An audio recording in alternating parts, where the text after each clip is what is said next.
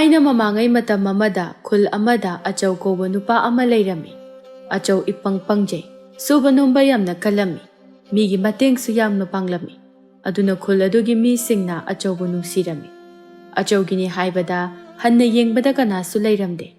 Achau chawruba yum maduda matomta leirami. Achau gi inkhol yamna chawrami.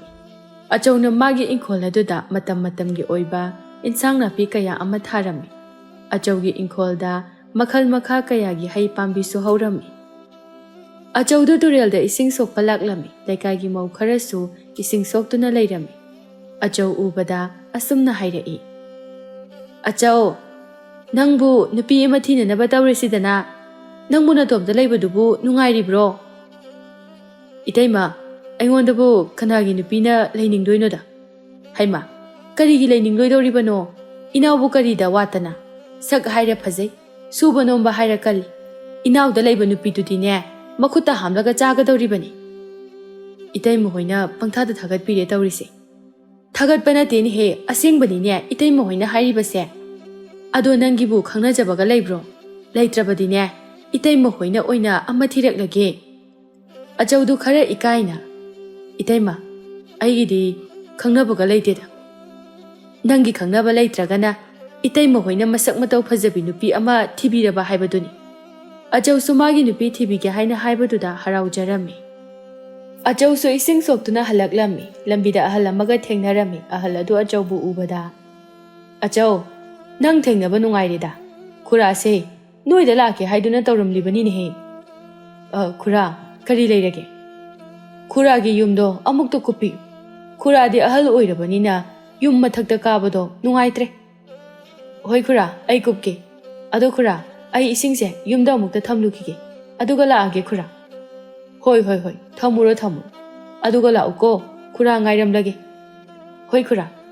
Achau su ising ado puduna yumda laktuna ising ado imungda thanamlaga ahal adugi yum kupa adu laklami. Achau hoigi thangnaba khuldani. Lembi kauba masak mataw yamna phajabi leisabi ama leirami. Lembi asi thabak yamna suninglamde. Numit chupa tumbaga chabaga tawtuna adumak leirami. Lembi gi mama laimado machanupi gi kada changlaktuna. Hai, Lembi nangbo haju phawba tumlibro. Haguloni he nangbo. Ima, ai ngakta tumkhige. Swaidamta langakhinu. Haima, ngai hakta tumkhige kaina. Hai, numisi kada yauri nang khangbra.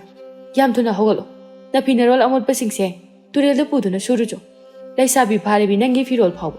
Aina suduna leiri. Ai pele ko. Asuk yamna tanba sibu karino. Imada kanana aigi firol do subiyo haige. Adum thamo, ai dum sujage. Imana na tholaitana suraga. Hai, nang se leisabi ni ne leisabi. Nasado khara nana leuni he. Nong mata nangbu nasagi firol subro. Nakhuta hamlaga chaba. Adusu, nakhuta hamlaga chak chaba tanba nangnasu. Hai, yam thuna hogalo. Natrabadi ne, natai kaya chararoi. Leimadu ngangba yaba ngangnamlaga machanupi gi kadagi thokhirami. Lembi so hakam wawa chanduna hogalai. Machin maya sengdabida sumang aduda nungshaya iduna makok adu goro hotuna lei. As, kok si tumdaba tha ahum hairamani ne. Hakachabana ju yadre. Ngasidi mada ising asaba lumhalaga ne kok samta luthoke. Lembina adumna khanduna leiringai thabado imungdagi thoklai. Thaba machanupi ubada makhwang metuna. Yahawodu thengwa makai hogalaga. Machin maya sengdabida nungsa mo yaiduna leirini. Kayada taliba angangnuba masi angangsibo. Ima, ngasidi irulujagi ising khara amta lumbiyo. Nasagi irulujanaba ising phawba lumba ngamdrabrani ichadiya. Hoi, talle ima. Hai, nachin nayaga do hana amukta sengtoklujo. Chalo. Nang ubadane dawga yagadaba mande. Leisabinena asuk yamna modba leisabisibu kari leisabinoba nangbo. Ho aina modaga leirise. Imadi maram khangamoi. Aina modaga leirisigi maram atagi natiye. Nachadi sak phajabanina nana hek leirubada. Nupa mayam asina koi tan tanaga dawriba. Adu khangdanane modna leiribani. Modna leirisi phawbada. Nupa kayano nachada ngaurise. Ima khangababa. Nura thangbi nangondabu karamba pakhangna ngawgadoriba. Nasak aduna phana phajarabasune ꯃꯣꯠꯃꯟꯗꯅ ꯅꯌꯨꯝ ꯄꯥꯟꯕ ꯈꯪꯉꯔꯣꯏꯅꯦꯍꯦ. ꯅꯪꯒ ꯉꯥꯡꯅꯔꯤꯉꯩꯗꯅꯦ ꯏꯟꯁꯥꯡ ꯃꯍꯤꯒ ꯂꯣꯏꯅ ꯀꯪꯉꯝꯕ ꯇꯥꯔꯦ. ꯑꯁꯤ ꯍꯥꯏꯗꯨꯅ ꯂꯩꯃꯗꯨ ꯏꯃꯨꯡꯗ ꯆꯪꯈꯤꯔꯝꯃꯤ.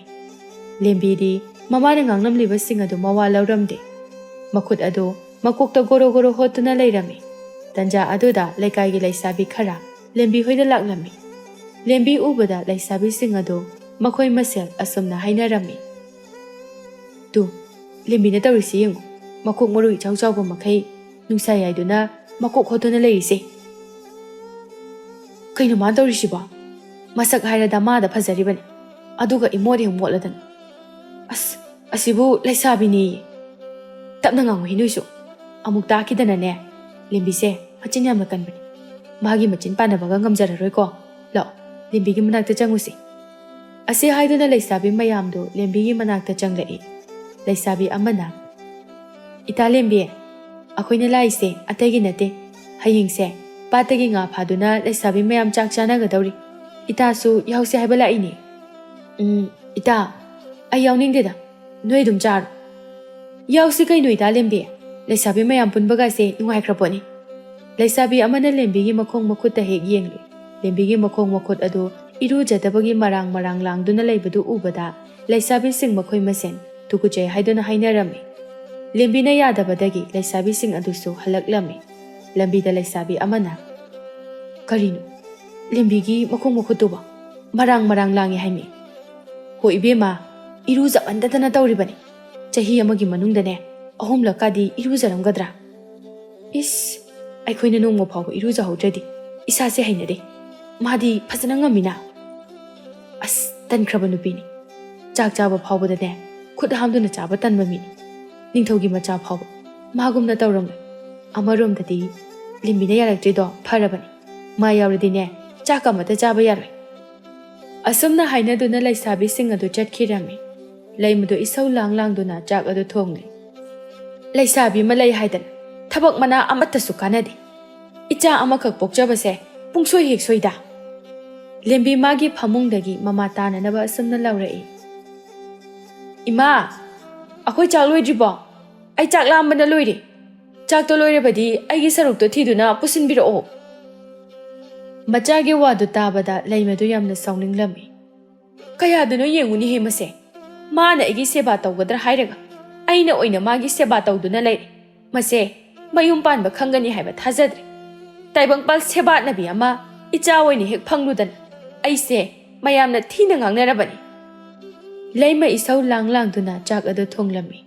ꯂꯦꯝꯕꯤꯗꯤ ꯑꯗꯨꯝ ꯇꯨꯝꯗꯨꯅ ꯂꯩꯔꯝꯃꯤ. ꯅꯣꯡꯃ ꯂꯦꯝꯕꯤꯗꯨ ꯏꯔꯨ ꯐꯖꯅ ꯂꯨꯊꯣꯛꯂꯒ ꯇꯨꯔꯦꯜꯗ ꯏꯁꯤꯡ ꯁꯣꯛꯄ ꯂꯥꯛꯂꯝꯃꯤ. ꯉꯁꯤꯗꯤ ꯂꯦꯝꯕꯤꯗꯨ ꯌꯥꯝꯅ ꯐꯖꯔꯝꯃꯤ. ꯑꯆꯧꯍꯣꯏꯒꯤ ꯈꯨꯜꯒꯤ ꯃꯧ ꯑꯃꯅ ꯂꯦꯝꯕꯤꯕꯨ ꯎꯔꯝꯃꯤ. ꯃꯧ ꯑꯗꯨ ꯋꯥꯈꯜꯗ ꯑꯁꯨꯝꯅ ꯈꯜꯂꯝꯃꯤ. ꯃꯁꯤꯒꯤ ꯂꯩꯁꯥꯕꯤ ꯑꯁꯤꯗꯤ ꯃꯁꯛꯄꯨ ꯑꯣꯟꯊꯣꯛꯅ ꯐꯖꯈ꯭ꯔꯦꯗ. ꯀꯨꯆꯨꯅꯒ ꯃꯔꯣꯜ ꯑꯃ ꯉꯧꯔꯤꯕ. ꯃꯁꯤꯕꯨ ꯑꯩꯈꯣꯏ ꯑꯆꯧꯒꯤ ꯑꯣꯏꯍꯜꯂꯁꯤꯔꯅꯦ? ꯀꯥꯟꯅꯗꯦ. ꯋꯥꯐꯝ ꯑꯁꯦ ꯑꯆꯧꯗ ꯍꯧꯗꯣꯛꯇꯨꯅ ꯌꯦꯡꯂꯒꯦ. ꯅꯨꯄꯤ ꯃꯆꯥ ꯑꯁꯤꯗꯅ ꯃꯃꯤꯡ ꯃꯊꯥ ꯑꯃꯨꯛꯇ ꯍꯪꯍꯧꯔꯨꯈꯤꯒꯦ. ꯃꯧ ꯑꯗꯨ ꯂꯦꯝꯕꯤꯒꯤ ꯃꯅꯥꯛꯇ ꯆꯪꯂꯛꯇꯨꯅ, ꯕꯦꯝꯃ, ꯏꯅꯝꯃ ꯀꯩꯒꯨꯝꯕ ꯑꯝꯇ ꯍꯪꯒꯦ. ꯌꯥꯏꯌꯦ, ꯍꯪꯉꯣ ꯏꯅꯝꯃ. ꯅꯠꯇꯦ, ꯅꯪꯕꯨ ꯀꯔꯤ ꯃꯤꯡ ꯀꯧꯒꯦ? ꯂꯦꯝꯕꯤ ꯀꯧꯏ ꯏꯅꯝꯃ. ꯂꯦꯝꯕꯤ ꯍꯥꯏꯕ? ꯁꯛꯀ ꯃꯤꯡꯒ ꯌꯥꯝ ꯆꯥꯅꯩ. ꯑꯗꯣ ꯏꯃꯥ ꯄꯥꯕꯗꯤ ꯁꯨꯅ ꯂꯩꯔꯤꯕ ꯅꯠꯇ꯭ꯔꯣ? ꯏꯅꯝꯃ, ꯄꯥꯕꯗꯤ ꯂꯩꯈꯤꯗ꯭ꯔꯦ, ꯏꯃꯥꯗꯤ ꯂꯩꯔꯤ. ꯏꯃꯥꯒꯤ ꯃꯤꯡꯗꯤ ꯀꯔꯤ ꯀꯧꯕ? ꯑꯗꯨꯒ ꯅꯣꯏꯒꯤ ꯌꯦꯛꯅ ꯀꯔꯤꯅꯣ? ꯏꯅꯝꯃ, ꯏꯃꯥꯒꯤ ꯃꯤꯡꯗꯤ ꯂꯩꯃ ꯀꯧꯏ. ꯑꯩꯈꯣꯏꯒꯤ ꯌꯦꯛꯇꯤ ꯃꯉꯥꯡꯅꯤ. ꯃꯉꯥꯡꯅꯤ ꯍꯥꯏꯕ? ꯌꯦꯛ ꯐꯥꯎꯕꯗꯤ ꯊꯣꯛꯅꯗ꯭ꯔꯦ. ꯀꯩ ꯍꯥꯏꯕꯅꯣ ꯏꯅꯝꯃ? ꯀꯩꯁꯨ ꯍꯥꯏꯗꯦꯗ. ꯑꯗꯨꯗꯤ ꯏꯅꯝꯃ ꯑꯃꯨꯛ ꯆꯠꯅꯅꯕ ꯇꯧꯔꯒꯦ. ꯅꯣꯡꯃ ꯑꯃꯨꯛ ꯂꯥꯛꯀꯦ. ꯑꯁꯤ ꯍꯥꯏꯔꯝꯂꯒ ꯃꯧ ꯑꯗꯨꯁꯨ ꯆꯠꯈꯤꯔꯝꯃꯤ. ꯂꯦꯝꯕꯤꯗꯨ ꯇꯨꯔꯦꯜ ꯇꯝꯅ ꯂꯥꯛꯂꯝꯃꯤ. ꯂꯩꯁꯥꯕꯤ ꯈꯔꯁꯨ ꯏꯁꯤꯡ ꯁꯣꯛꯇꯨꯅ ꯂꯩꯔꯝꯃꯤ. ꯂꯩꯁꯥꯕꯤ ꯑꯃꯅ ꯂꯦꯝꯕꯤꯕꯨ ꯎꯕꯗ ꯑꯁꯨꯝꯅ ꯍꯥꯏꯔꯛꯏ. ꯏꯇꯥ ꯂꯦꯝꯕꯤꯁꯦ ꯉꯁꯤꯗꯤ ꯌꯥꯝ ꯀꯦꯔꯦꯀꯣ. ꯉꯁꯤꯁꯤꯕꯨ ꯀꯩ ꯂꯩꯒꯦ ꯏꯇꯥ? ꯅꯠꯇ꯭ꯔꯒꯅ ꯏꯇꯥꯒꯤ ꯄꯨꯟꯁꯤ ꯈꯣꯡꯂꯣꯏ ꯑꯣꯏꯒꯗꯧꯔꯤꯕ ꯃꯍꯥꯛ ꯑꯗꯨꯒ ꯎꯅꯔꯨꯗꯣꯏꯔꯣ? ꯀꯥꯏꯗꯒꯤ ꯅꯨꯄꯥꯅꯣꯗ ꯏꯇꯥ, ꯅꯨꯄꯥꯒ ꯀꯣꯏꯗꯦ. ꯂꯩꯁꯥꯕꯤ ꯑꯃꯅ ꯅꯣꯛꯂꯒ, ꯏꯇꯥꯅ ꯏꯃꯣꯠ ꯃꯣꯠꯅ ꯂꯩꯔꯦ, ꯑꯗꯨꯗꯕꯨ ꯀꯅꯥꯅ ꯄꯥꯝꯕꯤꯗꯣꯏꯅꯣ? ꯅꯨꯄꯥꯅ ꯄꯥꯝꯅꯅꯕ ꯈꯔ ꯈꯔꯁꯨ ꯀꯦꯌꯨ. ꯏꯇꯥ ꯐꯖꯈ꯭ꯔꯕ ꯏꯇꯥꯒꯤ ꯁꯛ ꯑꯁꯦ ꯏꯇꯥꯅ ꯄꯨꯡꯃꯥꯡ ꯃꯥꯡꯍꯜꯂꯦ. ꯂꯦꯝꯕꯤꯗꯣ ꯉꯁꯤꯗꯤ ꯃꯃꯥꯟꯅꯕꯤꯁꯤꯡ ꯑꯗꯨꯒ ꯋꯥꯔꯤ ꯁꯥꯟꯅꯔꯝꯃꯤ. ꯃꯧ ꯑꯗꯨ ꯑꯆꯧꯗ ꯂꯦꯝꯕꯤꯒꯤ ꯋꯥ ꯍꯧꯗꯣꯛꯂꯝꯃꯤ꯫ ꯑꯆꯧ, ꯑꯩꯅ ꯍꯥꯏꯔꯤꯕ ꯅꯨꯄꯤ ꯃꯆꯥ ꯑꯁꯤꯗꯤꯅꯦ ꯃꯁꯛꯀꯗꯣ ꯂꯥꯏꯒꯤ ꯃꯆꯥꯒꯨꯝꯅ ꯐꯖꯩ꯫ ꯃꯥꯒꯨꯝꯅ ꯐꯖꯕꯤꯗꯤꯅꯦ ꯈꯨꯜ ꯑꯁꯤꯗ ꯑꯃꯠꯇꯕꯨ ꯂꯩꯇꯦ ꯍꯥꯏꯕ ꯌꯥꯏ꯫ ꯑꯗꯣ ꯅꯪꯕꯨ ꯀꯔꯤ ꯈꯜꯂꯤꯒꯦ? ꯅꯪꯅ ꯌꯥꯔꯗꯤ ꯑꯩꯈꯣꯏ ꯈꯔ ꯍꯧꯅꯗꯨꯅ ꯅꯨꯄꯤ ꯑꯗꯨꯒꯤ ꯃꯌꯨꯝꯗ ꯆꯠꯇꯨꯅ ꯍꯦꯛꯇ ꯍꯥꯏꯅꯔꯨꯔꯒꯦ꯫ ꯑꯆꯧꯁꯨ ꯃꯁꯛ ꯐꯖꯩ ꯀꯥꯏꯅ ꯍꯥꯏꯕꯗꯨꯗ ꯌꯥꯅꯤꯡꯂꯝꯃꯤ꯫ ꯏꯇꯩꯃ ꯍꯣꯏꯅ ꯐꯅꯤ ꯈꯟꯕꯗꯣ ꯑꯗꯨꯝ ꯇꯧꯕꯤꯌꯨ꯫ ꯃꯧ ꯑꯗꯨꯁꯨ ꯑꯆꯧꯅ ꯌꯥꯅꯤꯡꯂꯦ ꯍꯥꯏꯕ ꯈꯪꯂꯝꯃꯤ꯫ ꯑꯗꯨꯅ ꯃꯧ ꯑꯗꯨꯅ ꯂꯩꯀꯥꯏꯒꯤ ꯃꯧ ꯈꯔ ꯍꯧꯗꯨꯅ ꯂꯦꯝꯕꯤꯒꯤ ꯃꯌꯨꯝꯗ ꯆꯠꯇꯨꯅ ꯑꯆꯧꯒꯤꯗꯃꯛ ꯍꯥꯏꯅꯔꯝꯃꯤ꯫ ꯂꯩꯃꯗꯤ ꯃꯆꯥꯅꯨꯄꯤꯕꯨ ꯃꯃꯧ ꯑꯣꯏꯖꯔꯒꯦ ꯍꯥꯏꯕꯗꯨꯗ ꯌꯥꯝꯅ ꯍꯔꯥꯎꯖꯔꯝꯃꯤ, ꯍꯔꯥꯎ ꯍꯔꯥꯎꯅ ꯌꯥꯔꯝꯃꯤ꯫ ꯂꯦꯝꯕꯤꯅꯁꯨ ꯑꯗꯨꯝ ꯌꯥꯔꯝꯃꯤ꯫ ꯑꯁꯨꯝꯅ ꯅꯨꯃꯤꯠ ꯑꯐꯕ ꯑꯃ ꯌꯦꯡꯗꯨꯅ ꯑꯆꯧꯒ ꯂꯦꯝꯕꯤꯒ ꯂꯨꯍꯣꯡꯂꯝꯃꯤ꯫ ꯂꯨꯍꯣꯡꯕꯒꯤ ꯅꯣꯡꯉꯥꯟꯕꯅꯤ꯫ ꯂꯦꯝꯕꯤꯗꯣ ꯐꯅ ꯊꯦꯡꯂꯕ ꯐꯥꯎꯕ ꯍꯧꯒꯠꯂꯝꯗꯦ꯫ ꯑꯆꯧꯅ ꯃꯥꯒꯤ ꯅꯨꯄꯤ ꯂꯦꯝꯕꯤꯕꯨ ꯍꯧꯗꯣꯛꯂꯝꯃꯤ꯫ ꯅꯨꯄꯤ, ꯍꯧꯒꯠꯂꯣꯅꯦꯁꯦ, ꯃꯇꯝꯁꯦ ꯊꯦꯡꯉꯦꯅꯦꯍꯦ꯫ ꯅꯨꯄꯥ, ꯑꯩ ꯀꯣꯛꯁꯦ ꯌꯥꯝ ꯆꯤꯛꯏ, ꯉꯥꯛꯇ ꯇꯨꯝꯈꯤꯒꯦ꯫ ꯑꯣ, ꯀꯣꯛ ꯆꯤꯛꯑꯦꯕ? ꯐꯔꯦ ꯐꯔꯦ, ꯇꯨꯝꯃꯣ ꯇꯨꯝꯃꯣ, ꯑꯩ ꯊꯕꯛ ꯂꯣꯏꯁꯤꯟꯕꯤꯔꯨꯔꯒꯦ꯫ ꯑꯆꯧꯗꯨ ꯁꯨꯃꯥꯡ ꯊꯦꯂꯣꯡ ꯑꯗꯨ ꯋꯥꯏ ꯐꯖꯅ ꯇꯩꯊꯣꯛꯇꯨꯅ ꯗꯨꯛ ꯊꯥꯔꯝꯃꯤ꯫ ꯗꯨꯛ ꯊꯥꯕ ꯂꯣꯏꯗꯨꯅ ꯆꯥꯛꯈꯨꯝꯗ ꯆꯪꯗꯨꯅ ꯆꯥꯛ ꯊꯣꯡꯕ ꯍꯧꯔꯝꯃꯤ꯫ ꯑꯆꯧꯅ ꯆꯥꯛ ꯂꯣꯏꯔꯕ ꯐꯥꯎꯕꯗ ꯂꯦꯝꯕꯤꯗꯣ ꯍꯧꯒꯠꯂꯝꯗꯦ꯫ ꯑꯆꯧꯗꯣ ꯀꯥꯗ ꯑꯃꯨꯛ ꯆꯪꯂꯛꯇꯨꯅ, ꯅꯨꯄꯤ, ꯍꯧꯒꯠꯂꯣꯅꯦꯍꯦ, ꯅꯁꯥ ꯁꯦꯡꯗꯣꯛꯂꯨꯔꯣ, ꯆꯥꯛꯁꯨ ꯂꯣꯏꯔꯦ, ꯁꯥꯔꯤꯉꯩ ꯑꯁꯤꯗ ꯈꯔ ꯆꯥꯊꯣꯛꯅꯕ ꯇꯧꯁꯤ꯫ ꯅꯨꯄꯥ, ꯑꯩꯒꯤ ꯆꯥꯛꯇꯣ ꯁꯤꯗ ꯑꯣꯏꯅ ꯄꯨꯕꯤꯔꯣ, ꯑꯩ ꯀꯣꯛ ꯆꯤꯛꯄꯅ ꯍꯧꯒꯠꯄꯒ ꯉꯝꯗ꯭ꯔꯦ, ꯆꯥꯛꯈꯨꯝ ꯐꯥꯎꯕ ꯆꯠꯄ ꯉꯝꯂꯔꯣꯏꯌꯦ꯫ ꯅꯀꯣꯛꯇꯣ ꯌꯥꯝꯅ ꯆꯤꯛꯑꯒꯅ ꯑꯃꯥꯏꯕ ꯑꯃ ꯀꯧꯔꯨꯆꯣ ꯍꯥꯏꯕ꯭ꯔꯅꯦ ꯅꯨꯄꯤ? ꯌꯥꯅꯤ ꯅꯨꯄꯥ, ꯀꯧꯔꯨꯔꯅꯨ, ꯆꯥꯛꯇꯣ ꯄꯨꯕꯤꯔꯛꯑꯣ꯫ ꯍꯣꯏ ꯍꯣꯏ, ꯄꯨꯔꯛꯑꯒꯦ꯫ ꯑꯆꯧ ꯑꯗꯨ ꯀꯥꯗꯒꯤ ꯊꯣꯛꯈꯤꯔꯝꯃꯤ꯫ ꯑꯗꯨꯒ ꯆꯥꯛꯈꯨꯝꯗ ꯆꯪꯗꯨꯅ ꯃꯥꯒꯤ ꯅꯨꯄꯤꯒꯤ ꯆꯥꯅꯅꯕ ꯆꯥꯛ ꯊꯤꯔꯝꯃꯤ꯫ ꯆꯥꯛ ꯑꯗꯨ ꯄꯨꯗꯨꯅ ꯃꯥꯒꯤ ꯅꯨꯄꯤꯒꯤ ꯃꯅꯥꯛꯇ ꯂꯥꯛꯂꯝꯃꯤ꯫ ꯂꯦꯝꯕꯤꯁꯨ ꯃꯥꯒꯤ ꯅꯨꯄꯥꯅ ꯊꯤꯔꯛꯂꯤꯕ ꯆꯥꯛ ꯑꯗꯨ ꯂꯣꯏꯅ ꯆꯥꯔꯝꯃꯤ꯫ ꯂꯦꯝꯕꯤ ꯃꯥꯒꯤ ꯅꯨꯄꯥꯗ ꯌꯦꯡꯗꯨꯅ, ꯅꯨꯄꯥ, ꯑꯩꯈꯣꯏꯒꯤ ꯆꯥꯛꯀ ꯏꯟꯖꯥꯡꯒ ꯂꯩꯍꯧꯗ꯭ꯔꯕꯣ? ꯂꯩꯍꯧꯔꯗꯤ ꯆꯥꯛꯀ ꯏꯟꯖꯥꯡꯒꯗꯣ ꯈꯖꯤꯛꯇ ꯍꯥꯞꯄꯛꯑꯣ꯫ ꯂꯩꯍꯧꯔꯤ, ꯑꯩ ꯍꯥꯞꯄꯛꯀꯦ꯫ ꯑꯁꯨꯝꯅ ꯑꯆꯧꯅ ꯃꯥꯒꯤ ꯅꯨꯄꯤꯒꯤ ꯆꯥꯛꯀ ꯏꯟꯁꯥꯡꯒ ꯈꯔ ꯍꯥꯞꯂꯝꯃꯤ꯫ ꯂꯦꯝꯕꯤꯗꯨ ꯆꯥꯛ ꯃꯕꯨꯛ ꯊꯟꯅ ꯆꯥꯔꯒ ꯀꯣꯛ ꯆꯤꯛꯑꯦ ꯍꯥꯏꯗꯨꯅ ꯑꯃꯨꯛ ꯇꯨꯝꯈ꯭ꯔꯦ꯫ ꯆꯥꯕ ꯊꯛꯄꯒꯤ ꯂꯨꯈꯥꯛ ꯆꯒꯨꯝꯁꯤꯡ ꯑꯗꯣ ꯑꯆꯧꯅ ꯂꯣꯏꯅ ꯂꯣꯏꯁꯤꯜꯂꯝꯃꯤ꯫ ꯂꯦꯝꯕꯤ ꯋꯥꯈꯜꯗ ꯑꯁꯨꯝꯅ ꯈꯜꯂꯝꯃꯤ, ꯁꯤꯅꯤ ꯀꯩꯅꯣ ꯅꯨꯡꯉꯥꯏꯕ ꯍꯥꯏꯕꯗꯣ꯫ ꯉꯁꯤꯅ ꯀꯣꯛ ꯆꯤꯛꯑꯦ ꯍꯥꯏꯖꯤꯜꯂꯤ, ꯍꯌꯦꯡꯅ ꯄꯨꯛ ꯅꯥꯏ ꯍꯥꯏꯖꯤꯜꯂꯒ ꯂꯣꯏꯔꯦ꯫ ꯑꯁꯤ ꯈꯜꯂꯒ ꯂꯦꯝꯕꯤꯗꯣ ꯃꯣꯃꯣꯟ ꯅꯣꯛꯂꯝꯃꯤ꯫ ꯑꯁꯨꯝꯅ ꯅꯣꯡꯃ ꯅꯤꯅꯤ ꯍꯧꯈ꯭ꯔꯦ꯫ ꯂꯦꯝꯕꯤꯗꯣ ꯃꯁꯥ ꯅꯨꯡꯉꯥꯏꯇꯦ ꯍꯥꯏꯗꯨꯅ ꯏꯃꯨꯡꯒꯤ ꯊꯕꯛ ꯑꯃꯠꯇ ꯌꯥꯎꯔꯝꯗꯦ꯫ ꯏꯃꯨꯡꯒꯤ ꯊꯕꯛ ꯄꯨꯝꯕ ꯃꯥꯒꯤ ꯅꯨꯄꯥꯅ ꯂꯣꯏꯅ ꯇꯧꯔꯝꯃꯤ꯫ ꯑꯆꯧ ꯃꯥꯒꯤ ꯅꯨꯄꯤꯒꯤ ꯃꯅꯥꯛꯇ ꯆꯪꯂꯛꯇꯨꯅ, ꯅꯨꯄꯤ, ꯅꯪꯕꯨ ꯄꯨꯛ ꯅꯥꯕ ꯈꯔ ꯐꯔꯕꯣ? ꯐꯔꯗꯤ ꯀꯣꯟꯁꯦ ꯅꯪ ꯐꯦꯡꯗꯣꯛꯑꯣ, ꯑꯩ ꯂꯧꯕꯨꯛꯇ ꯑꯝꯇ ꯆꯠꯂꯨꯈꯤꯒꯦ꯫ ꯀꯗꯥꯏꯗꯒꯤ ꯐꯕꯅꯣ ꯅꯨꯄꯥ, ꯍꯦꯟꯕꯨ ꯍꯦꯟꯖꯤꯜꯂꯛꯑꯦ, ꯍꯧꯒꯠꯄ ꯐꯥꯎꯕ ꯍꯦꯛ ꯉꯝꯗꯦ ꯇꯧꯔꯤꯁꯦ꯫ ꯐꯔꯦ, ꯀꯣꯟꯁꯦ ꯐꯦꯡꯉꯨꯔꯒꯦ, ꯄꯣꯊꯥꯔꯣ꯫ ꯑꯆꯧ ꯑꯗꯨ ꯀꯣꯟꯁꯤꯡ ꯑꯗꯨ ꯐꯦꯡꯂꯝꯃꯤ꯫ ꯑꯗꯨꯒ ꯂꯧꯕꯨꯛꯇ ꯑꯃꯨꯛ ꯆꯠꯂꯝꯃꯤ꯫ ꯑꯆꯧꯅ ꯂꯧꯕꯨꯛꯇ ꯂꯥꯛꯄꯗ ꯑꯍꯜ ꯑꯃ ꯊꯦꯡꯅꯔꯝꯃꯤ꯫ ꯑꯍꯜ ꯑꯗꯨꯅ ꯑꯆꯧ ꯎꯕꯗ ꯑꯁꯨꯝꯅ ꯍꯥꯏꯔꯛꯏ, ꯑꯆꯧ, ꯅꯪꯗꯤ ꯅꯨꯄꯤ ꯊꯤꯈꯤꯕꯗꯒꯤ ꯅꯁꯛ ꯅꯁꯥꯒ ꯎꯈꯤꯗ꯭ꯔꯦꯅꯦꯍꯦ꯫ ꯈꯨꯔꯥ, ꯅꯃꯧ ꯅꯨꯄꯤꯗꯣ ꯃꯁꯥ ꯌꯥꯝ ꯐꯠꯇꯦ, ꯂꯨꯍꯣꯡ ꯅꯣꯡꯉꯥꯟꯕꯗꯒꯤ ꯅꯥꯕꯗꯨꯅ ꯍꯧꯖꯤꯛ ꯐꯥꯎꯕ ꯐꯃꯨꯡꯗꯒꯤ ꯍꯧꯒꯠꯇ꯭ꯔꯤ꯫ ꯏꯍꯦ, ꯏꯃꯧꯕꯨ ꯃꯁꯥ ꯉꯝꯗꯦ ꯍꯥꯏꯕ? ꯑꯗꯨꯗꯤ ꯑꯃꯥꯏꯕ ꯑꯃ ꯀꯧꯗꯨꯅ ꯌꯦꯡꯍꯜꯂꯨꯗꯅ꯫ ꯑꯃꯥꯏꯕ ꯀꯧꯒꯦ ꯍꯥꯏꯔꯁꯨ ꯅꯃꯧ ꯅꯨꯄꯤꯅ ꯌꯥꯗꯦꯗ꯫ ꯆꯥꯛ ꯏꯁꯤꯡꯗꯤ ꯐꯖꯅ ꯆꯥꯕ꯭ꯔꯣ? ꯈꯨꯔꯥ, ꯆꯥꯛꯇꯤ ꯑꯩꯉꯣꯟꯗꯒꯤ ꯍꯦꯟꯅ ꯆꯥꯏꯗ ꯃꯥꯅ꯫ ꯑꯆꯧ, ꯅꯪꯁꯦ ꯑꯣꯟꯊꯣꯛꯅꯁꯨ ꯄꯪꯈ꯭ꯔꯦꯗ꯫ ꯅꯪꯒꯤ ꯅꯨꯄꯤꯒꯤ ꯂꯩꯅꯥꯗꯣ ꯈꯨꯔꯥ ꯈꯪꯉꯤ꯫ ꯀꯩ ꯂꯩꯅꯥꯅꯣ ꯈꯨꯔꯥ? ꯅꯪꯒꯤ ꯅꯨꯄꯤꯅ ꯅꯥꯔꯤꯕ ꯑꯅꯥꯕꯗꯣ ꯊꯕꯛ ꯁꯨꯕ ꯇꯟꯕꯒꯤ ꯂꯩꯅꯥꯅꯤ꯫ ꯍꯤꯗꯥꯛꯅ ꯂꯥꯌꯦꯡꯕ ꯉꯝꯂꯣꯏ, ꯂꯤꯆꯩꯅ ꯂꯥꯌꯦꯡꯒꯗꯕꯅꯤ꯫ ꯑꯆꯧꯁꯨ ꯍꯧꯖꯤꯛꯇꯤ ꯈꯪꯂꯦ ꯃꯥꯒꯤ ꯅꯨꯄꯤꯅ ꯇꯧꯔꯤꯕꯗꯣ ꯇꯟꯕꯒꯤꯅꯤ ꯍꯥꯏꯕ꯫ ꯅꯨꯃꯤꯠ ꯇꯥꯔꯛꯄꯒꯤ ꯑꯗꯨꯗ ꯑꯆꯧꯗꯣ ꯃꯌꯨꯝꯗ ꯍꯜꯂꯛꯂꯝꯃꯤ꯫ ꯂꯦꯝꯕꯤꯁꯨ ꯐꯃꯨꯡꯗ ꯑꯗꯨꯝ ꯇꯨꯝꯗꯨꯅ ꯂꯩꯔꯝꯃꯤ꯫ ꯏꯃꯨꯡꯒꯤ ꯊꯕꯛꯁꯨ ꯑꯃꯠꯇ ꯂꯣꯏꯁꯤꯜꯂꯝꯗꯦ꯫ ꯑꯆꯧ ꯋꯥꯈꯜꯗ ꯈꯜꯂꯤ, ꯀꯌꯥꯗ ꯇꯜꯂꯤꯕ ꯅꯨꯄꯤꯅꯣꯅꯤ, ꯑꯩꯅ ꯆꯠꯊꯣꯛꯈ꯭ꯔꯦ ꯈꯪꯂꯕꯗꯤ ꯏꯃꯨꯡꯒꯤ ꯊꯕꯛ ꯑꯁꯦ ꯈꯔ ꯂꯣꯏꯁꯤꯜꯂꯝꯕ ꯌꯥꯏ ꯍꯥꯏꯕꯅꯤꯗ꯫ ꯊꯕꯛ ꯈꯔ ꯀꯣꯝꯒꯗ꯭ꯔꯥ ꯍꯥꯏꯗꯨꯅ ꯅꯨꯄꯤ ꯊꯤꯔꯨꯕ꯭ꯔꯥꯕꯨ ꯊꯕꯛ ꯍꯦꯟꯅ ꯆꯤꯜꯂꯦ ꯇꯧꯔꯤꯁꯦ, ꯋꯥꯕꯅꯁꯨ ꯂꯣꯏꯔꯦ ꯇꯧꯔꯤꯁꯦ꯫ ꯂꯦꯝꯕꯤ ꯐꯃꯨꯡꯗꯒꯤ, ꯅꯨꯄꯥ, ꯅꯪ ꯍꯜꯂꯛꯑꯕꯣ? ꯆꯥꯛ ꯊꯣꯡꯅꯅꯕ ꯇꯧꯔꯨꯔꯣ, ꯑꯩ ꯆꯥꯛ ꯂꯥꯝꯕꯅ ꯌꯥꯗ꯭ꯔꯦ꯫ ꯅꯨꯄꯤ, ꯅꯪꯁꯨ ꯅꯁꯥ ꯅꯨꯡꯉꯥꯏꯇꯦꯗꯤ ꯍꯥꯏ, ꯆꯥꯛꯇꯤ ꯄꯪꯂꯥꯝꯗ ꯂꯥꯝꯃꯤꯅꯦ꯫ ꯃꯤ ꯑꯩꯈꯣꯏꯗꯤ ꯍꯛꯆꯥꯡ ꯅꯨꯡꯉꯥꯏꯇ꯭ꯔꯗꯤ ꯆꯥꯛ ꯆꯥꯕ ꯌꯥꯗꯦ ꯍꯥꯏ, ꯈꯨꯟꯅꯥꯗ ꯂꯩꯔꯦ꯫ ꯑꯩꯗꯤ, ꯅꯨꯄꯥ, ꯋꯥ ꯉꯥꯡꯗꯅ ꯂꯩꯕꯤꯔꯅꯨ, ꯆꯥꯛ ꯊꯣꯡꯅꯅꯕ ꯇꯧꯕꯤꯔꯨꯔꯣ꯫ ꯑꯆꯧꯁꯨ, Magi nupiga wa ngangnaduna kanade khanduna chakhumda chak thonglami achau chak thongna thongna asumna khalami ngasidi nasinaba mi ase laknagi khangani magi na hangama se chamna thongbiragi aduga igina porong mase ta thonglagi ase khaladuna achauna magi na porong thonglami aduga magi nupi lembi gina hangama do chamna thonglami lembi do insang manam madu tabada chak lambada loire insang manam sidi ontokna nusikreda manam masina takpadi nga male aidi chak lambana suloire tawrisi nupa dubo chak thongba loiji bazala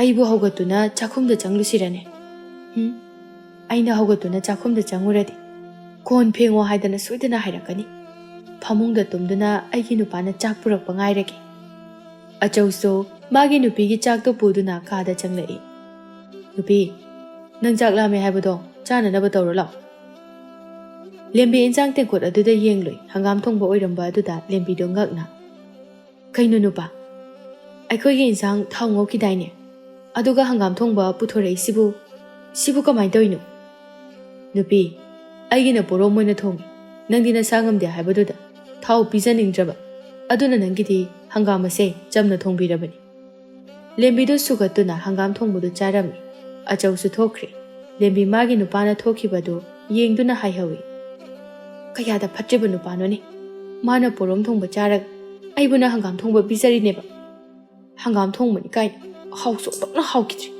ngarok sumta yaudi sibu kamai chaduino asumna matam khara haukre lembi do hek luhonglakpadagi phi suksu suramde achawna phana nganglabasu lembi na mawa lawramde achawdo ma phi loishinduna magi nupi gi manakta changlai nupi ai chakau chaluki nangi chak to thongamdrabani nang thonglaga charo ase hairamlaga achawdo chatkirami lembi yamna tanna as phamungdagi haugatningdra kansida aibu haujikpo phamungdagi haugatuna irulu jaraga chakhum changduna chak amuk thongba taribra kayada phatriba nupano mana chatringaida aigi chak khara thongbirama yabani ngasi ayuksima chara hentogi horen numidang oina charagi ngahaktabu nungaina tumkhigeda lembido amuk tumsillammi khulgi mising adusu lembigi maramda ngangnaba hauraklammi mawamana achaugi nupi lembi dudi thabokpo yamna suningdi haida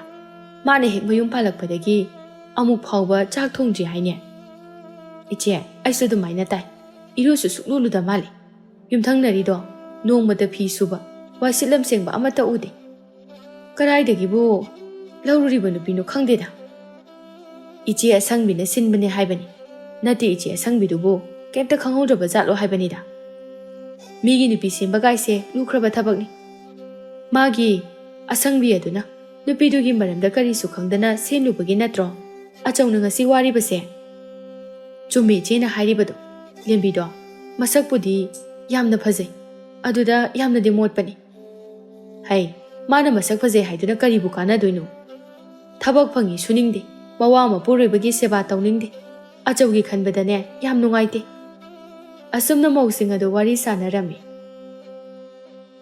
achawdo labuktagi yamna wana halaklami achawna mayumda halakpada imung ado pumchai hek chaiduna leirami madu ubada achawna magi nupida asumna hairami nupi nangbu chairibase khara loishinba yadro numit chupa tumduna adum lei nangbu tumbudubu wadribro siboina tumningdana tumiro isa se ngamdabagi tumini aina isa ngamlamlabadi imungi thabok pumba aina loina tawramgani nupi nangna sa ngammi ngamde haibado ai loina khangwajani nangi khatrak to tawrakana nangna yum asida hek lakpadagi nasa nungai haiba numitpu yawkhrabro nongmuna kok chikani nongmuna puknani nongmuna khwangnani nangonda nadaba lainabo leiribro nupa nangna harisinadi aigise nasinaribani sinine aibu nangonda nasine haikrabo asumna achawga lembigado yamna kanna khanaraklami achaw ngasidi sawba henmanbadagi lembibu phurami makhoi matai manawna khatnaribadu tabada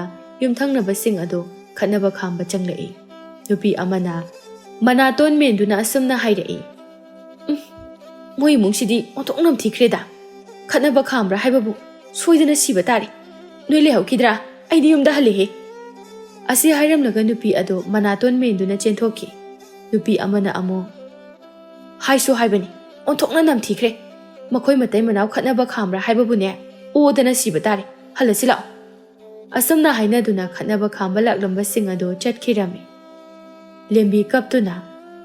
Nangna ibu sasan phubagumna phuraba natro. Ai hojing mai pamda chakhini. Nakhoi gi neyu masida. Mikup amata ai leirui. Leinu chakhor chalo. Nang leirga imung ase yam mole. Leiroi chakhini ye. Lembi do yam thuna haugatuna mayumda chatkirami. Achausu yamna sauna leihorami. Lembi kaptuna lakpana mayum yoraklami. Leimadu sumangda phosuduna leirami. Machanupina kaptuna lakpadu ubada. Amukai daurage nangna kaptuna laklibaduna. Ima naya nupana ibu sasan phubagumna phuribani. Ima aisida leirage haiduna ai laabani. Hai taningde. Nangi yumda leiringaida tawbudo adasu tawrubagi phurakpa oirangani. Imagi bema nangbu gyana muktadi taw kaidobage. Hojikti nangse nayum palabani. Yumda leiringai tawbudo yum palagadi yar. Si thokani haibase imana na hana khangabani. Ngayhak lebagane ima thinbirage. Ima nachasibu yumasida leheningdraba. Hai leheningdabagi nate. Nangi lamchato semdo o haibani ne. Nupi emo oibagi licha chaluni he. Iya nupado phabada hainaribani. Imana phai haiduna thagachariba naya nupado nani. Aibu sasan phubagumna phuraklibase. O phuribado pharabani. Aidi khara yamna phu haribani. Nupi emo oiraga nupi amagi licha su chataba. Nang poklubadagine ima yese thangatuna chatpa phawba ngamdre ai. Aidi khangde ngasidagi yumsida leirani haisini. Asi haiduna lembido imungda changki. Leima machana changkibadu yengduna khali. Phatsu phatkideda ko aigi ijanupise. Masibu kari laini hek sarakpanoba. Laimana machanupi lembibu themduna thilaklami. Achau manembu ubada khurumjarami. Yare hogolo. Imase ikai ki thadoktuna ichanupibu thilaklibani. Imasu kari haigadabano khangdre. Imana su phana ngangjaiduna yenglabani. Yaba kawba leitre. Hojikti ichase nangonda sinarabani. Nangna mabu gyan tananaba waro. Nangna warakpadane ima saur. Ima aina sumase gyan tananaba phana yamna hairabani. Gyan sukta tade. Mase kamaina gyan tahandoino khangdre. Nangna phana naba tawro. Adudine ima chatnanaba tawragi. Numisu tagadawre. Hoi ma. Leimasu chatkirami. Achauso imungda changduna chak thongrami. Achauga lembigado kaunaramde. Nongma achaudo lainingba ahal amagi manakta laklami. Lainingba ahal ado achaubu ubada asamna hairai. Nupa macha. Nangna aigi nakta lakbabu kari lay. Hayuni. Achauna magi nupigi wari pumba lainingba ahal ado da lirami. Lainingba ahal ado so achauna liriba warido munna tarami. Ipa lainingba. Matau karamna aigi nupi asigyan tarakani. Ipa lainingba na amukta haibi. Ipa nangonda hidak ama pigi. Hidak ase nangna nangi loinabida. Nongmagi amamam pijagadabani. Ka hena pijaba yade. Hek hena pijabada. Nangi khallibado madugi ona tainaba ngakta tawrakadawribani. Lainingba nupa aduna achauda hidak khara pirami. Achauso lainingba ahal adubu khurumjaduna mayumda halaklami. Achau mayum yobaga magi nupigi manakta changlaktuna. Nupi se sigi hidak se saw. Si charabani ne nangdo nasakena fajaraktoini. Haima asing bairo nupa nang haise. Hidaga se charadi aise sakase amukena fajaraktoira. Hoine fajadoini ne. Lembi su hidak adu lauduna charami. Achau magi nupi de yengduna. Nupi ai labukta ngahakta chatlukhi. Hoi nupa. Achau du labukta chatkirami. Lembi do phamungda kakhatuna tumge tawbaga masadu yamna hainaramde. Masadu su yamna hakacharami. Lembi ne khalli. Kaino asu yam hakachari siba. Tilai khumbi chura jala. Ai sibu irum dalu thoki geda. Lembi do irulu jarami. Lembi iru jaba loiduna imungda changlai. Kaino manam side. Imung asisu motpana yadre. Wayamda dai thoki. Lembi imunga do phajana loisilaga wai sitnana tairami. Firol amotpa singa do puduna turelda laklami. Madu ubada mayam do ngakna lembi da yengnarai. Mau kharana asumna wari sanarami mau amana. Ngaikoni he. Asibu achaugi nupi lembi do natro. Mani kaino. Ngasidi lembi se masaka se yam phajathoame. ꯃꯁꯥꯒꯁꯤ ꯅꯥꯜꯂꯗꯅ ꯐꯤ ꯁꯨꯕ ꯆꯠꯂꯤ ꯃꯥꯜꯂꯤꯅꯦꯍꯦ ꯃꯥꯒꯤꯁꯤꯕꯨ ꯒ꯭ꯌꯥꯟ ꯇꯥꯔꯕ ꯖꯥꯠꯂꯣ ꯈꯪꯗꯦꯅꯦꯍꯦ ꯁꯨꯃꯥꯏꯅ ꯅꯥꯟꯅꯒ ꯂꯩꯔꯗꯤ ꯃꯁꯛꯁꯤ ꯐꯖꯩꯗꯅ ꯃꯧ ꯑꯃꯅ ꯂꯦꯝꯕꯤꯗ ꯀꯧꯔꯝꯃꯤ ꯂꯦꯝꯕꯤ ꯅꯪꯕꯨ ꯀꯗꯥꯏꯗꯅꯣ ꯏꯆꯦ ꯇꯨꯔꯦꯜꯗ ꯐꯤ ꯁꯨꯔꯨꯒꯦ ꯇꯧꯕꯅꯤ ꯍꯩꯃꯥ ꯇꯨꯔꯦꯜꯗ ꯐꯤ ꯁꯨꯔꯨꯒꯦ ꯍꯥꯏꯕ ꯑꯣ ꯁꯨꯗꯣꯛꯎꯔꯣ ꯍꯣꯏ ꯏꯆꯦ ꯂꯦꯝꯕꯤꯗꯨ ꯇꯨꯔꯦꯜ ꯇꯝꯅ ꯆꯠꯈꯤꯔꯝꯃꯤ ꯃꯧꯁꯤꯡ ꯑꯗꯨꯗꯤ ꯉꯛꯄꯅ ꯂꯣꯏꯔꯦ ꯌꯥꯆꯪꯂꯛꯄꯒꯤ ꯑꯗꯨꯗ ꯑꯆꯧꯁꯨ ꯂꯧꯕꯨꯛꯇꯒꯤ ꯀꯥꯔꯛꯂꯝꯃꯤ ꯑꯆꯧ ꯂꯝꯕꯤꯗ ꯆꯠꯅ ꯑꯁꯨꯝꯅ ꯋꯥꯈꯜ ꯈꯜꯂꯝꯃꯤ ꯂꯧꯕꯨꯛꯇꯒꯤ ꯋꯥꯅ ꯍꯜꯂꯛꯑꯒ ꯌꯨꯝꯗ ꯄꯨꯛꯆꯥꯏ ꯆꯥꯏꯗꯨꯅ ꯑꯃꯨꯛ ꯂꯩꯔꯝꯒꯗꯧꯔꯤꯕꯅꯦꯕ ꯅꯨꯄꯤꯅꯤ ꯍꯥꯏꯗꯅ ꯊꯕꯛ ꯃꯅꯥ ꯑꯃꯠꯇ ꯇꯧꯗꯕꯤ ꯇꯨꯝꯗꯨꯅ ꯂꯩꯔꯝꯒꯗꯧꯔꯤꯕꯅꯤ ꯑꯁꯨꯝꯅ ꯈꯟꯅ ꯂꯥꯛꯄꯅ ꯑꯆꯧꯗꯨ ꯌꯨꯝ ꯌꯧꯔꯛꯂꯝꯃꯤ ꯑꯆꯧ ꯌꯧꯔꯛꯄꯗ ꯂꯥꯏ ꯊꯥꯡꯃꯩ ꯊꯥꯟꯕꯗꯨ ꯎꯕꯗ ꯑꯆꯧ ꯑꯗꯨ ꯌꯥꯝꯅ ꯉꯛꯂꯝꯃꯤ ꯀꯅꯥꯅꯣꯅꯦ ꯂꯥꯏ ꯊꯥꯡꯃꯩꯒ ꯊꯥꯜꯃꯜꯂꯤꯕꯁꯤꯕꯣ ꯑꯩꯕꯨ ꯌꯨꯝ ꯑꯣꯟꯅꯅ ꯆꯪꯂꯛꯂꯕ ꯖꯥꯠꯂꯥ ꯑꯆꯧ ꯌꯨꯝ ꯑꯗꯨꯗ ꯑꯃꯨꯛ ꯆꯪꯉꯤ ꯆꯨꯝꯃꯤꯗ ꯑꯩꯒꯤ ꯌꯨꯝꯅꯤ ꯑꯩꯅ ꯆꯪꯂꯛꯂꯤꯕꯁꯦ ꯑꯆꯧ ꯃꯥꯒꯤ ꯅꯨꯄꯤꯕꯨ ꯀꯧꯗꯨꯅ ꯏꯃꯨꯡꯗ ꯆꯪꯂꯛꯏ ꯂꯦꯝꯕꯤ ꯆꯥꯛꯈꯨꯝꯗꯒꯤ ꯑꯩ ꯆꯥꯛꯈꯨꯝꯗ ꯂꯩꯌꯦ ꯅꯨꯄꯥ ꯆꯥꯛꯈꯨꯝꯗ ꯑꯣꯏꯅ ꯆꯪꯕꯤꯔꯛꯑꯣ ꯑꯆꯧꯁꯨ ꯆꯥꯛꯈꯨꯝꯗ ꯆꯪꯂꯛꯏ ꯂꯦꯝꯕꯤꯗꯨ ꯆꯥꯛ ꯊꯣꯡꯗꯨꯅ ꯂꯩꯔꯝꯃꯤ ꯃꯗꯨ ꯎꯕꯗ ꯑꯆꯧꯅ ꯌꯥꯝꯅ ꯉꯛꯂꯝꯃꯤ ꯍꯩꯃꯥ ꯀꯔꯤꯅꯣꯅꯦ ꯅꯨꯄꯤ ꯅꯪ ꯇꯧꯏꯗꯨꯅ ꯆꯥꯛ ꯊꯣꯡꯂꯤꯕꯅꯤ ꯅꯨꯄꯥ ꯑꯩꯅ ꯏꯁꯤꯡ ꯂꯨꯝꯗꯨꯅ ꯊꯅꯝꯂꯕꯅꯤ ꯈꯣꯡ ꯈꯨꯠꯇ ꯆꯥꯝꯊꯣꯛꯄꯤꯔꯨꯔꯣ ꯆꯥꯛꯁꯨ ꯂꯣꯏꯒꯗꯧꯔꯤ ꯀꯔꯤꯅꯣꯅꯦ ꯑꯩꯅ ꯎꯔꯤꯁꯤꯕꯣ ꯃꯪꯂ ꯇꯥꯏꯕꯪꯂꯅꯦ ꯑꯣ ꯉꯁꯥꯏ ꯏꯄꯥ ꯂꯥꯏꯅꯤꯡꯕꯅ ꯄꯤꯔꯛꯄ ꯍꯤꯗꯥꯛꯇꯣ ꯃꯗꯨ ꯄꯤꯖꯕꯗꯒꯤ ꯁꯣꯏꯗꯅ ꯑꯣꯏꯔꯝꯒꯅꯤ ꯏꯄꯥ ꯂꯥꯏꯅꯤꯡꯕꯗꯣ ꯑꯆꯝꯕ ꯂꯥꯏꯅꯤꯡꯕꯗꯤ ꯅꯠꯇꯦ ꯄꯨꯔꯥ ꯂꯥꯏꯅꯤꯀꯣ ꯂꯦꯝꯕꯤ ꯃꯥꯒꯤ ꯅꯨꯄꯥꯗ ꯌꯦꯡꯗꯨꯅ ꯅꯨꯄꯥ ꯀꯔꯤꯃꯨꯛ ꯍꯟꯗꯅ ꯂꯩꯔꯤꯅꯣ ꯈꯣꯡ ꯈꯨꯠꯇꯨ ꯆꯥꯝꯊꯣꯛꯄꯤꯔꯨꯔꯣ ꯍꯣꯏ ꯆꯥꯝꯊꯣꯛꯎꯔꯒꯦ ꯅꯨꯄꯤ ꯑꯆꯧꯁꯨ ꯃꯈꯣꯡ ꯃꯈꯨꯠ ꯆꯥꯝꯊꯣꯛꯂꯝꯃꯤ ꯂꯦꯝꯕꯤꯁꯨ ꯆꯥꯛ ꯂꯣꯏꯔꯗꯨꯅ ꯆꯥꯛ ꯑꯗꯨ ꯊꯤꯔꯝꯃꯤ ꯃꯇꯩ ꯃꯅꯥꯎ ꯑꯅꯤꯗꯨ ꯍꯔꯥꯎꯅ ꯆꯥꯛꯇꯨ ꯆꯥꯔꯝꯃꯤ ꯅꯨꯄꯤ ꯅꯪꯅ ꯊꯣꯡꯕ ꯏꯟꯁꯥꯡ ꯑꯁꯤꯗꯤ ꯑꯣꯟꯊꯣꯛꯅ ꯍꯥꯎꯈ꯭ꯔꯦꯗ ꯆꯥꯕꯒꯤ ꯑꯣꯛꯄ ꯀꯧꯕ ꯂꯩꯇ꯭ꯔꯦ ꯆꯥꯛꯀ ꯏꯟꯁꯥꯡꯒ ꯈꯔ ꯍꯥꯞꯆꯔꯛꯈꯣꯔꯥ ꯅꯨꯄꯥ ꯌꯥꯔꯦ ꯅꯨꯄꯤ ꯍꯥꯄꯛꯑꯅꯨ ꯍꯌꯦꯡ ꯑꯌꯨꯛ ꯆꯔꯥ ꯋꯥꯜꯂꯒꯦ ꯑꯩꯁꯨꯅꯦ ꯆꯥꯛꯁꯦ ꯑꯣꯏ ꯆꯥꯛ ꯇꯣꯛꯂꯗꯤ ꯍꯧꯒꯠꯄꯤꯔꯣ ꯑꯩ ꯂꯨꯈꯥꯛ ꯆꯒꯨꯝꯁꯦ ꯁꯦꯡꯖꯤꯜꯂꯝꯈꯤꯒꯦ ꯍꯌꯦꯡ ꯑꯣꯏꯅ ꯁꯦꯡꯉꯣꯗꯅ ꯅꯨꯃꯤꯗꯥꯡꯗ ꯂꯨꯈꯥꯛ ꯅꯝꯁꯤꯟꯗꯨꯅ ꯊꯝꯕꯁꯦ ꯐꯠꯇꯦ ꯑꯗꯨꯅ ꯂꯣꯏꯁꯤꯜꯂꯝꯃꯒꯦ ꯍꯣꯏ ꯂꯣꯏꯁꯤꯜꯂꯣ ꯑꯆꯧꯅ ꯈꯜꯂꯤ ꯑꯁꯨꯝꯅ ꯒ꯭ꯌꯥꯟꯒ ꯇꯥꯔꯗꯤ ꯅꯨꯡꯁꯤꯕꯅ ꯂꯣꯏꯔꯦ ꯑꯩꯒꯤ ꯅꯨꯄꯤꯁꯦ ꯁꯨꯃꯥꯏꯅ ꯁꯨꯝ ꯒ꯭ꯌꯥꯟ ꯇꯥꯔꯗꯤ ꯅꯨꯡꯉꯥꯏꯈ꯭ꯔꯅꯤꯗ ꯑꯆꯧꯁꯨ ꯐꯃꯨꯡꯗ ꯆꯪꯂꯛꯏ ꯃꯣꯄꯥꯛꯐꯤꯗꯛꯀꯥꯗꯣ ꯐꯖꯅ ꯁꯨꯗꯨꯅ ꯀꯥꯡꯈꯜꯒꯥꯗꯣ ꯐꯖꯅ ꯁꯨꯗꯨꯅ ꯂꯩꯔꯝꯃꯤ ꯉꯁꯤꯗꯤ ꯇꯨꯝꯕꯒꯁꯦ ꯅꯨꯡꯉꯥꯏꯗꯧ ꯃꯥꯜꯂꯤ ꯀꯥꯡꯈꯜꯒꯥꯁꯦ ꯂꯪꯇ꯭ꯔꯤꯛ ꯂꯪꯉꯦ ꯄꯣꯊꯥꯅꯕ ꯇꯧꯔꯒꯦ ꯍꯌꯦꯡ ꯉꯟꯅ ꯂꯧꯕꯨꯛ ꯆꯠꯇꯕꯁꯨ ꯌꯥꯔꯦ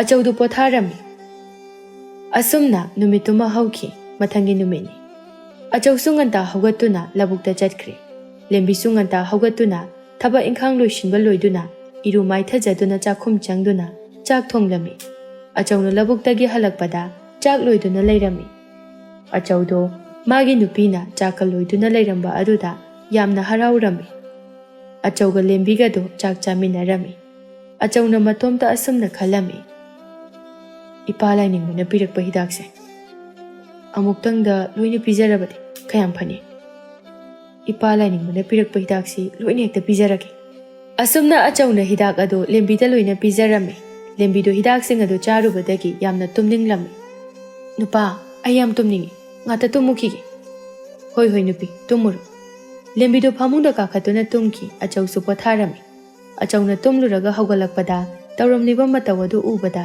ꯑꯆꯧ ꯑꯗꯣ ꯌꯥꯝꯅ ꯉꯛꯂꯝꯃꯤ ꯂꯦꯝꯕꯤꯗꯨ ꯆꯦꯡꯐꯨꯗꯒꯤ ꯆꯦꯡ ꯀꯣꯠꯇꯨꯅ ꯆꯥꯗꯨꯅ ꯂꯩꯔꯝꯃꯤ ꯆꯦꯡꯐꯨꯗꯒꯤ ꯆꯦꯡ ꯑꯗꯨ ꯂꯦꯝꯕꯤꯅ ꯆꯥꯕꯗ ꯌꯥꯎꯗ꯭ꯔꯦ ꯂꯦꯝꯕꯤ ꯃꯅꯥ ꯃꯁꯤꯡꯁꯤꯡꯗꯨ ꯑꯃꯨꯛ ꯍꯤꯡꯅ ꯆꯥꯔꯝꯃꯤ ꯀꯔꯤꯅꯣꯅꯦ ꯅꯨꯄꯤ ꯅꯪꯅ ꯇꯧꯔꯤꯗꯨꯕꯣ ꯅꯨꯄꯥ ꯑꯩ ꯆꯥꯛ ꯌꯥꯝ ꯂꯥꯝꯃꯤ ꯑꯩ ꯄꯨꯛꯁꯦ ꯊꯜꯂꯨ ꯍꯥꯏꯕ ꯁꯨꯛꯌꯥ ꯌꯥꯗ꯭ꯔꯦ ꯑꯁꯤ ꯍꯥꯏꯔꯒ ꯆꯥꯅꯅꯕ ꯀꯣꯌꯦꯡ ꯌꯦꯡꯂꯝꯃꯤ ꯑꯆꯧꯁꯨ ꯈꯪꯂꯦ ꯃꯥꯒꯤ ꯅꯨꯄꯤꯅ ꯇꯧꯔꯤꯕꯗꯨ ꯃꯥꯅ ꯍꯤꯗꯥꯛ ꯍꯦꯟꯅ ꯄꯤꯖꯔꯨꯕꯒꯤꯅꯤ ꯍꯥꯏꯕ ꯑꯆꯧ ꯂꯥꯏꯅꯤꯡꯕ ꯑꯍꯜ ꯑꯗꯨꯒꯤ ꯃꯅꯥꯛꯇ ꯆꯠꯇꯨꯅ ꯍꯥꯏꯖꯔꯝꯃꯤ ꯂꯥꯏꯅꯤꯡꯕ ꯑꯍꯜ ꯑꯗꯨꯅ ꯍꯤꯗꯥꯛ ꯑꯃꯨꯛ ꯄꯤꯔꯛꯂꯝꯃꯤ ꯑꯆꯧ ꯍꯤꯗꯥꯛ ꯑꯗꯨ ꯄꯨꯗꯨꯅ ꯃꯌꯨꯝꯗ ꯂꯥꯛꯂꯝꯃꯤ ꯅꯨꯄꯤ ꯄꯨꯛ ꯊꯟꯅꯅꯕ ꯁꯤꯒꯤ ꯍꯤꯗꯥꯛꯁꯦ ꯁꯤ ꯑꯣꯏꯅ ꯊꯛꯎꯁꯤ ꯑꯁꯤ ꯍꯥꯏꯗꯨꯅ ꯍꯤꯗꯥꯛ ꯑꯗꯨ ꯂꯦꯝꯕꯤꯗ ꯄꯤꯊꯛꯂꯝꯃꯤ ꯂꯦꯝꯕꯤꯁꯨ ꯍꯤꯗꯥꯛ ꯑꯗꯨ ꯊꯛꯂꯨꯕꯗꯒꯤ ꯆꯥꯛ ꯂꯥꯝꯂꯝꯕ ꯑꯗꯨ ꯐꯈ꯭ꯔꯦ ꯅꯨꯄꯥ ꯍꯧꯖꯤꯛꯇꯤ ꯑꯩ ꯄꯨꯛ ꯊꯜꯂꯦ ꯉꯁꯥꯏ ꯃꯈꯩꯗꯤꯅꯦ ꯐꯅ ꯆꯥꯔꯕꯁꯨ ꯄꯨꯛ ꯑꯁꯦ ꯁꯨꯡꯊꯟ ꯊꯜꯂꯨ ꯍꯥꯏꯕ ꯌꯥꯗꯦ.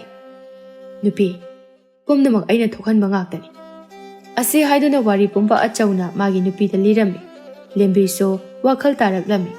ꯅꯨꯃꯤꯠ ꯑꯁꯤꯗꯒꯤ ꯂꯦꯝꯕꯤ ꯑꯇꯟꯕ ꯄꯨꯝꯕ ꯊꯥꯗꯣꯛꯇꯨꯅ ꯏꯃꯨꯡꯒꯤ ꯊꯕꯛ ꯏꯪꯈꯥꯡ ꯇꯧꯗꯨꯅ ꯑꯆꯧꯒ ꯅꯨꯡꯁꯤꯅꯅ ꯂꯩꯃꯤꯟꯅꯈꯤꯔꯝꯃꯤ.